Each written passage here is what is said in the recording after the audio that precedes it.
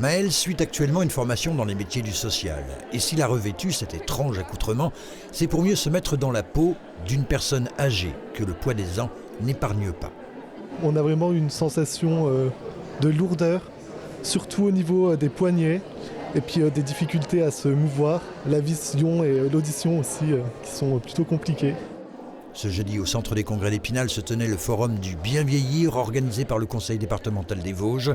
41 partenaires et associations vosgiennes y tenaient des stands pour informer les aînés ou leurs proches sur toutes les aides permettant un maintien à domicile le plus longtemps possible. Et même anticiper les difficultés qui, tôt ou tard, viendront demain contrarier le quotidien.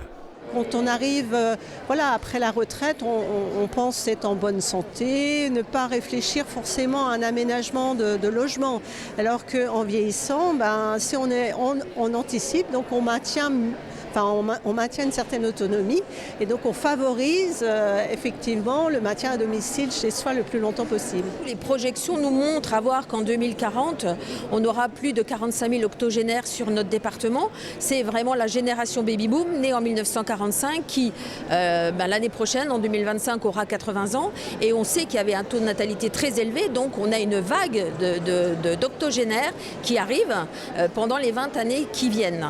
Et ça, c'est un enjeu majeur parce que sur nos territoires, on sait qu'on aura à peu près 30% de la population à partir de 2040 qui sera âgée de plus de 65 ans. Et que dire de la solitude ? En France, une personne âgée sur 4 est isolée. Michel donne bénévolement de son temps aux personnes plus âgées, handicapées et souffrant de solitude, comme une nonagénaire dont elle prend des nouvelles régulièrement. Quand je vais la voir, elle est heureuse, elle a le sourire, elle m'attend avec impatience. Quand ça ne va pas, elle m'appelle au téléphone de temps en temps dans la semaine.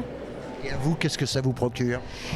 De voir le bonheur de ces personnages handicapés, ça m'amène beaucoup de bonheur. Je pense à moi parce que là pour l'instant je suis enfant, mais je ne sais pas dans quelques années. Mes enfants habitent loin, je serais peut-être contente qu'on le fasse pour moi plus tard.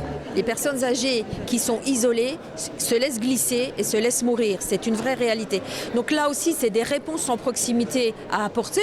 Alors on y travaille avec des actions collectives, avec du développement d'habitat inclusif pour justement permettre à nos aînés de sortir de chez eux, de retrouver une vie collective avec des activités qui leur plaisent et faire du lien social. 112 millions d'euros, c'est le budget que le département consacre à l'autonomie, personnes âgées et handicapées.